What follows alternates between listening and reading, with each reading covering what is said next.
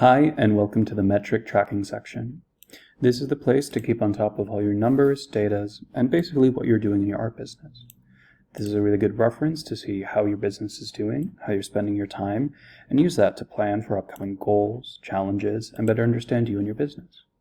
We start off here with the task time tracker. This is basically the first step of project management, understanding really how you're spending your time in and out of the studio. We start off with 3 views in this table: this week, this month, this year, as well as archive. These views let you kind of get a bigger picture and see just about how much time you've used in each task. To add an entry, you simply press New Page, and it automatically puts the date for that day. If you want to add any other notes, you place it here. As your business grows, you can add more properties. See if you have more specific tasks or more detailed elements. All you have to go over here is select a new element and click on this number section.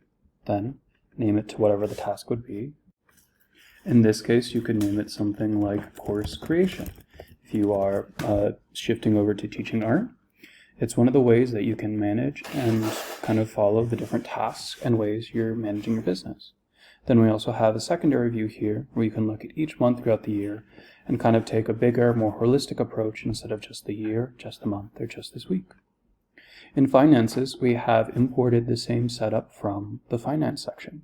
So here you are able to see in the same place you're tracking your habits, how it's financially paying off. Remember, all the information you put in the income and expense section will automatically populate in the Kanban cards.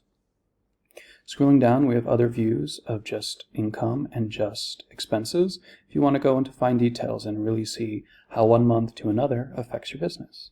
Next, from our marketing section, we import the same database so you can see how many number of emails you sent, number of subscribers, so you can see how your marketing actions, both in emails and social media, are directly impacting your kind of connection, your reach. And these together help you understand how you're reaching your financial goals and how your habits are helping you to do that. Finally, we have a way to track the number of artworks you complete.